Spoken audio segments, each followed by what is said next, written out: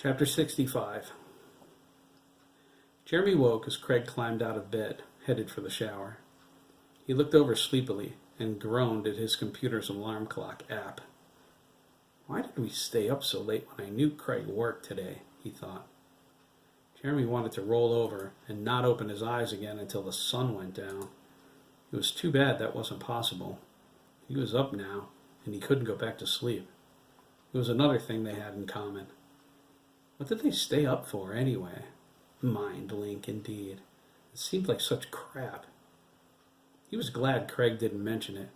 It was a delusion or something, that's all. Jeremy went to the kitchen for breakfast. He paused in the hall when he heard the shower. He remembered Craig's snoring comment. If anyone should talk, it should be me. How many times did I elbow Craig during the night? He wasn't snoring loud, but it was enough to keep waking me up. Chris and Derek were at the dining room table eating breakfast. Jeremy poured a cup of coffee and sat down. Chris told him their mother went to the store for milk and their dad went to the office. Jeremy wasn't too happy about black coffee, but the cereal mongers cleaned them out of moo juice. Derek appeared to be feeling better. The color returned to his cheeks, the light to his eyes.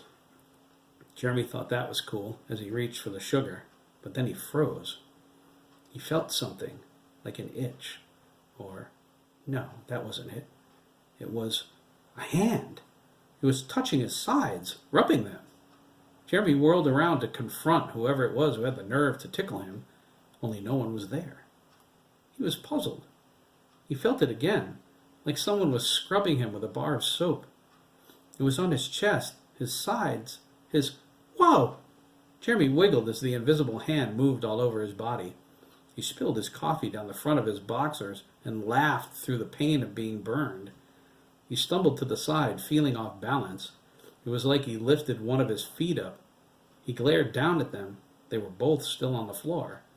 Then the feeling reached underneath them by his toes. Jeremy laughed hysterically, slapping them. "Stop it!" he cried, dragging his feet on the floor. He knew what it was. He reached inside his shirt and gave himself a hard tit twister. "Ow!" Craig cried from the shower. "What's wrong with you?" Derek asked. He glanced over at Chris, who only shrugged. "You little creep!"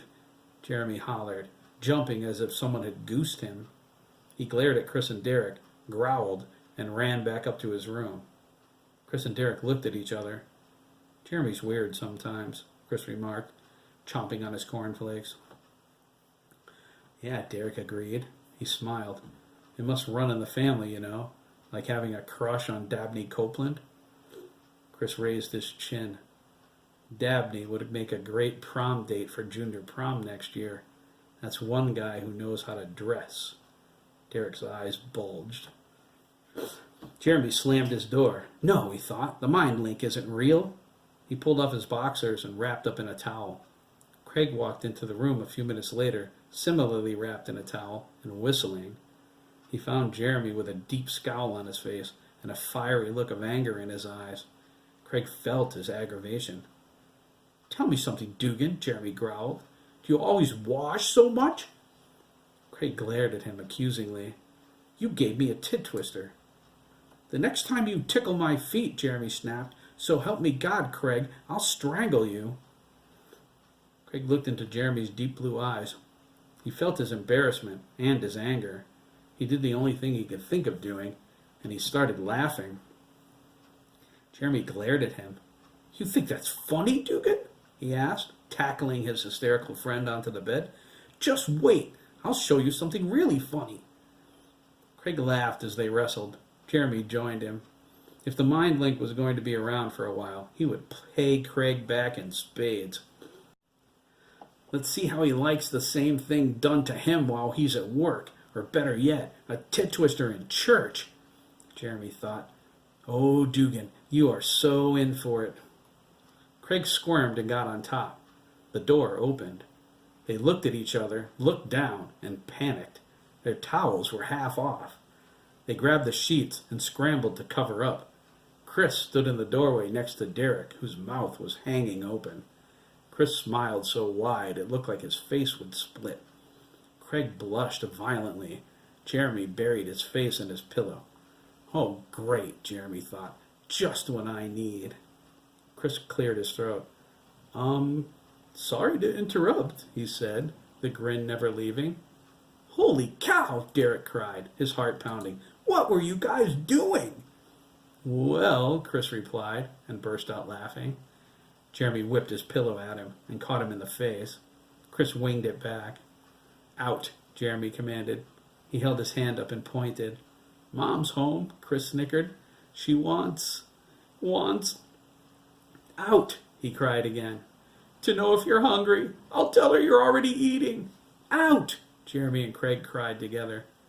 Chris closed the door. Craig got up and grabbed a pair of his underwear from his overnight bag. Well, he said, slipping them on, I suppose it could be worse. Really? Jeremy groaned. Relying on top of each other on my bed with no clothes on. How could it be any worse than that? We weren't doing anything. Everybody's going to hear about this. You watch. Chris would do that? Craig asked, his eyes widening. Jeremy grabbed his towel. I'm going to get crap for this all day. You can come to work with me if you want, Craig suggested, buttoning his pants. Will your uncle be mad?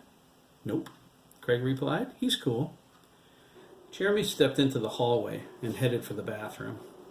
Spend the day at the market? He thought. Why not? Besides, something inside told him he would feel depressed when Craig left. Spending the day with him would be cool. They were best friends, after all. Jeremy smiled. He liked the way that sounded. Just before he closed the bathroom door, he heard Chris on his iPhone. I'm telling you, Matt, they were buck naked. Jeremy shut the door and rested his head against it.